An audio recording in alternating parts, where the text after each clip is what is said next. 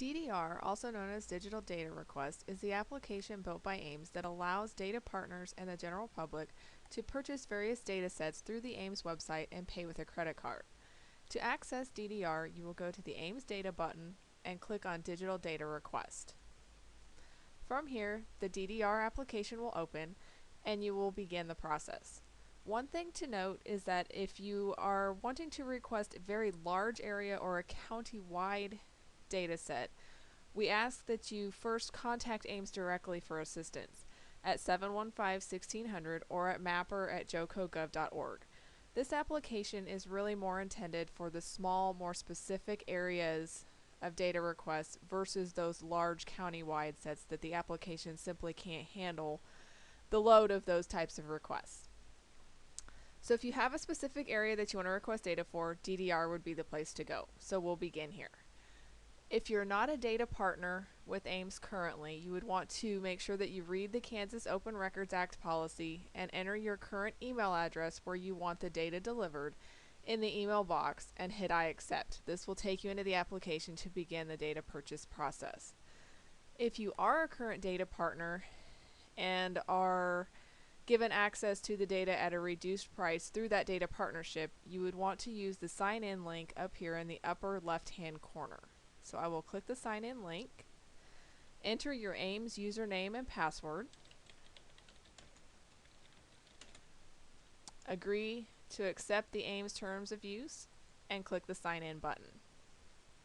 At this point, whether or not you entered an email as the general public user or as an AIMS data partner, you would be taken to this confirm requester page where you will need to verify that the information is correct as far as your first, last name, phone number, and specifically the email address, because that is again where this data will be delivered once you've purchased it.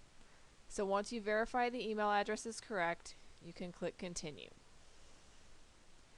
This takes you into the specify data extent page where you will choose how to select the data that you'd like to purchase. We've given you three options. You can choose the data by section, quarter section, or using the mapping interface to select a very specific user-defined area. The first two, sections and quarter sections, are done exactly the same way, and so we'll run through those very quickly, and then I'll come back and show you how to use the mapping functionality. So if I want to select by section, I will click either section or quarter section and hit continue. From here, you'll see a list of all the sections within Johnson County on the left, a box on the right for those sections that you choose to request, add and remove buttons in the middle, along with a view section map link. So if I wanted to view the map, I can open that up, and what this is going to do is take you out to our mapping interface, show you all the sections within the county, and offer you kind of a way that you can kind of view and identify maybe the area that you're looking for more specifically. You can turn on any of the layers over on the left to help identify the area that you're looking for, and as you zoom in and out, it's going to identify those sections. So once you identify the area that you're looking for, you can close this window. And from here, you will select the sections that you want on the left. If you want multiples, as this little note says, you would hold down the control key to select those multiple sections. Click the add button, and you'll notice that it starts to populate the sections that you're requesting in the right hand column. So once you get all the sections that you want, or quarter sections, like I said, the quarter section button works the exact same way, you'll hit continue. Now from this point, this is where you select the actual data that you're choosing to purchase. Your first step is to determine what format you want the data delivered in. We offer several: DWG and DXF for AutoCAD, DGN, shapefile, or KMZ files. One thing to note, if you do select DWG or DXF, you have the option to include attribute information.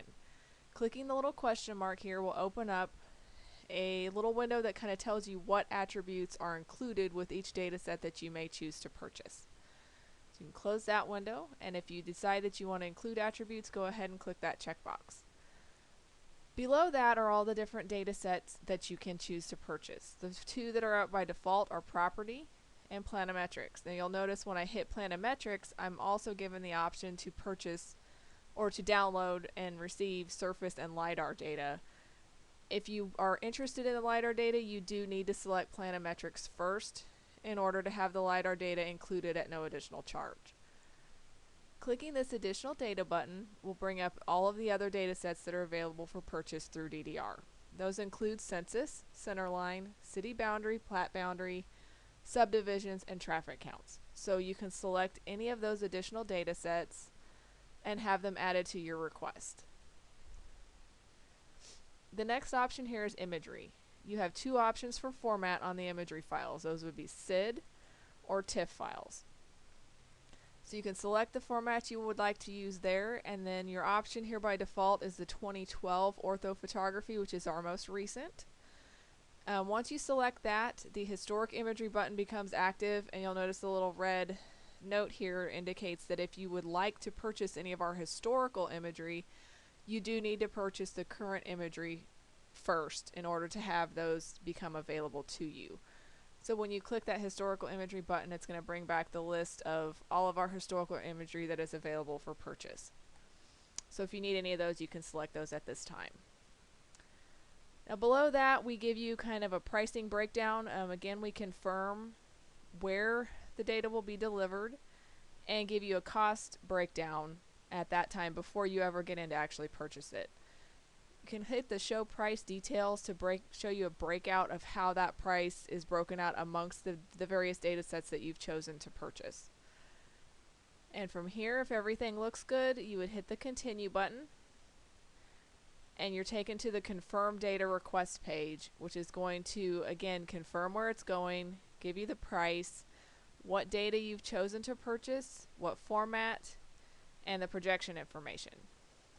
We've also given you a section here to enter a project number or notes that you can attach to the invoice that will be delivered with your data. So if you're working for a specific client that you want to be able to bill for this and have a project number you want to attach, this is where you would do it. So I can enter a number in here. I can type in any kind of notes, and those will be attached to the invoice that's delivered. Now from here, you're going to need to click continue to go and actually pay for this data. We send you through PayPal to pay for this data, so you would be clicking the continue button will direct you to paypal.com. You do not need a PayPal account in order to purchase data through DDR. You can use just a regular credit card, and as the notes here state, you would click the don't have a PayPal account link there that's highlighted in red. Go through, enter your credit card information, all of your billing information, and then as noted here in this red text, if you do pay with a regular credit card and don't log in to PayPal using an actual PayPal account, once you click the process payment button, you'll see a yellow button that says return to the Johnson County Ames website, and you'll need to click that to complete the request. But once you do that, your request is completed, your data will be delivered, and you can do with it as you choose. So that's how DDR works. At this point, I am going to run back through this and show you how to use the mapping function to do the same type of request. So instead of selecting sections or quarter sections, I'm going to select map at this point, hit continue, and this is going to open up a mapping interface that looks very much like our online mapping website. You've got the map here in the corner, some very limited tools and functionality over on the right, and you can actually just zoom in on the map using the scroll wheel on your mouse or the zoom tools up here. Pan around to an area that you're looking for. Once you get the map where you want it, you'll use these tools over here on the right. You have the option to draw a box around an area. That's just going to draw a square box that will identify the area that you want to purchase data for. Draw a polygon or a line. So if you're needing to order data right down like a street center line, you can use the line function and get data that way. I'm going to draw a polygon here on the map. To show you how this works, you can actually order very user-specific areas and limit the amount of unnecessary data that you may end up purchasing if there's a very specific area that you're needing. So in this case, I've got a very small little subdivision area here. It's going to break down my parcel count and aerials to kind of give me an idea of what I'm getting into before I get into purchase. There is a buffer option, so if I needed to buffer this by say 200 feet, say I need that extra data 200 feet outside this subdivision for a project that I'm working on, I can click this add buffer, and it's going to actually show me that buffer and update all this information. Now you can change the footage on the buffer. It doesn't have to be 200 feet. That's just the default. You've got some additional layers you can turn on down here: parcels, planimetrics, and flood zone, and then there's some other data in there as well. None of these are dependent upon the data that you're purchasing. They do not affect that at all. This is just kind of a way to help you visualize and determine the area that you do actually want to purchase.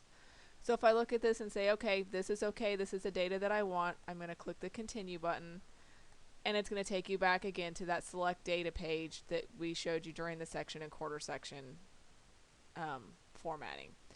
So I can select the type of data that I want, what data sets. It's going to break out my pricing again. Click continue.